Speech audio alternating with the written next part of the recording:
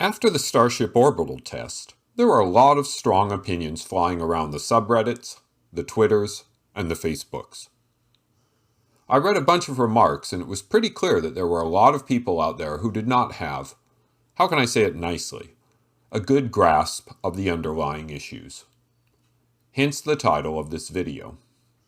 However, I didn't think anybody would be interested in watching a video about my shocking assertion that there are actually people on the internet who are ill-informed, so I've chosen to do something that I hope will be more constructive. I'm going to talk about 3 questions. Number 1, why do people behave this way? How can they be so certain and so wrong? Letter B, how can one self-identify being in this state? Roman numeral 3. What can one do to be better informed and move out of this state? We'll start with the first question, which gives me the opportunity to talk about one of my favorite studies in the field of psychology. This study was published back in 1999, and the topic of the study was humor. 2 researchers came up with 30 jokes they believed exhibited varying degrees of humor.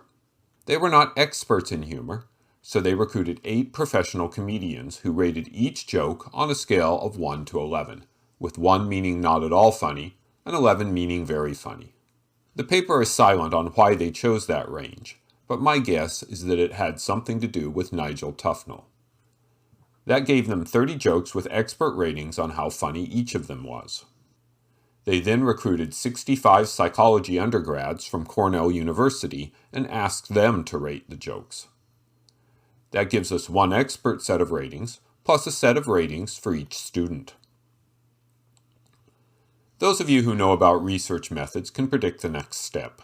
They took the expert ratings and the student ratings for each joke and compared them, and produced a correlation number that indicated how closely each student joke rating correlated to the expert joke rating. These correlations were averaged, and that gives a rating on how well the student aligned with the experts, a sort of humor quotient. They then took the students and divided them into 4 groups, or quartiles, based upon those quotients. The 25% of the group that got the lowest scores went into the bottom quartile, the next highest scores in the second quartile, and so on for the third and top quartiles. This is merely to group the students together into 4 groups based upon humor quotient. We can then draw this graph. It doesn't really tell us anything except that different people have different abilities, which is hardly a surprising outcome. But there was something else they did, one other bit of data they collected for each student. They asked each student to, please compare your ability to recognize what's funny with that of the average Cornell student. They gave them a 0 to 100 scale, with I'm at the very bottom corresponding to 0, I'm exactly average corresponding to 50, and I'm at the very top corresponding to 100. That number is their humor quotient perceived ability, and we're going to compare it to the rating they got when they rated the jokes. Here we see the actual performance of the bottom quartile in blue, along with their average self-rating in orange. The bottom quartile had an average performance at the 12th percentile, but they believed their ability was at the 58th percentile, for an overestimate of 48 points. They were very poor at determining what was funny, but they thought they were better than average. Moving up to the second quartile, this group had an average performance at the 37th percentile and estimated they were at the 60th percentile, 23 points above their actual performance. In the third quartile, the difference shrinks to 8 points. This group is pretty good at evaluating themselves. In the top quartile, we see a reversal. Their actual test score is 87, and their perceived ability is only 75, so this group underestimates their actual ability by 12 points. The paper says the following about these results. First, although perceptions of ability were modestly correlated with actual ability, people tended to overestimate their ability relative to their peers. Second, and most important, those who performed particularly poorly relative to their peers were utterly unaware of this fact. But maybe, just maybe, humor isn't a good topic of study. So they did another test looking at logical reasoning. It shows the same effect, but the bottom quartile here overestimates their ability by 56 points. Some of you have probably figured out what study I'm talking about. Here's the title of the paper: Unskilled and Unaware of It: How Difficulties in Recognizing One's Own Incompetence Lead to Inflated Self-Assessments. You can see the authors were David Dunning and Justin Kruger, and this is the paper that popularized what is known as the Dunning-Kruger effect. When I talk about this, I get a very common reaction to the bottom quartile. It's something like, "I work with people like this, and they are the worst," which, amusingly, is people demonstrating that they are in the bottom quartile when it comes to their understanding of the Dunning-Kruger effect. The Dunning-Kruger effect is about ability in a specific area. You might be world-class in one area, not only in the top 25%, but in the top 5%. And you might be at the absolute bottom in another area. Dunning-Kruger is a general result. Whenever you are working in an area where you are in the bottom quartile, you are not capable of evaluating your proficiency in that area. It's just part of being human. And therefore, what I'm saying is that those uninformed opinions that I was seeing are mostly coming from people who are in the bottom quartile of a specific topic. Hundreds of people suddenly became experts on flame deflectors and concrete repair, despite having no real experience or expertise in the area. If you're in the top quartile of any area, you will notice the people in the bottom quartile. Just remember that you are assuredly in the bottom quartile in other areas. Which takes us to the second question. Can one identify being in this state? It seems problematic. Dunning and Kruger wrote that being in the bottom quadrant means you can't identify that you are in the bottom quadrant. But I think there are some symptoms that one can learn to recognize. Number 1.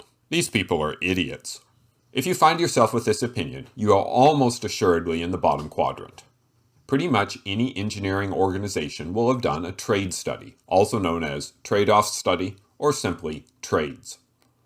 A trade study is an objective comparison with respect to performance, cost, schedule, risk, and all other reasonable criteria of all realistic alternative requirements, architectures, baseline, or design, verification, manufacturing, deployment, training, operations, support, or disposal approaches.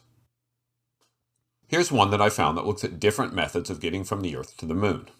Trade studies take the professionals a lot of time and effort to do well, and the decisions aren't always clear-cut.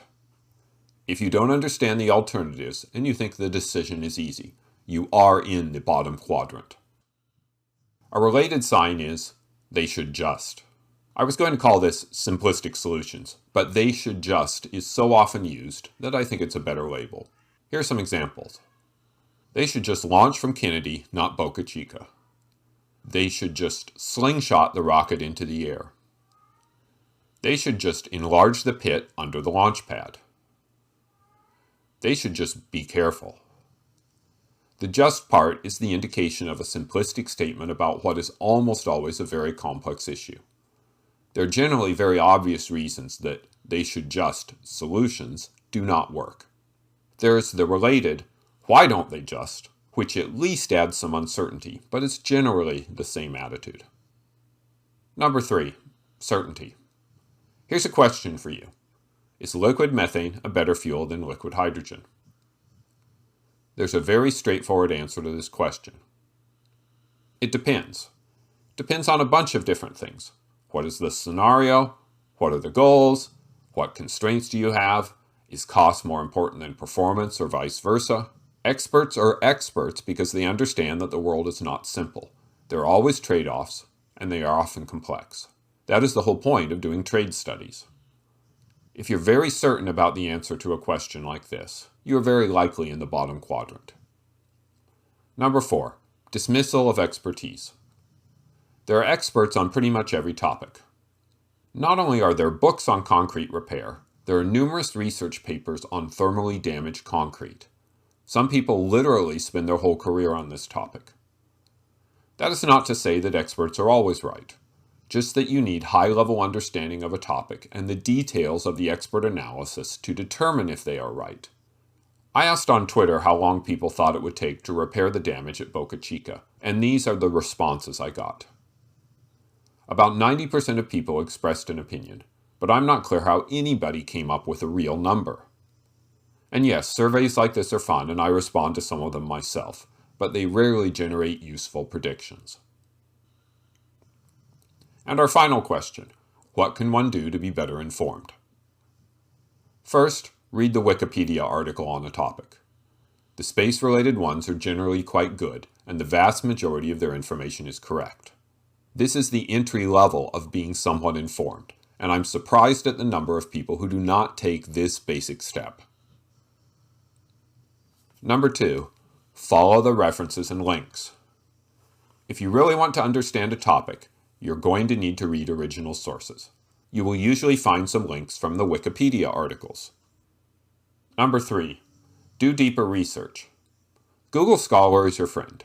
This will mostly point you to more reliable information, though I'll note that you will find a lot of articles and studies that are written by advocates, so they may be one-sided, but they are interesting because they are in more depth, though it also makes them harder to read in general.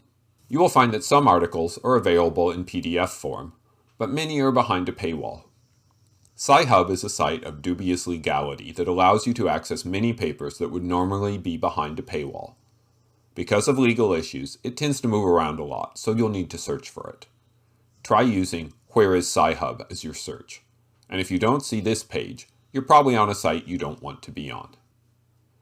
If you have university affiliation, you may be able to access articles that way, and your local library may also provide some access.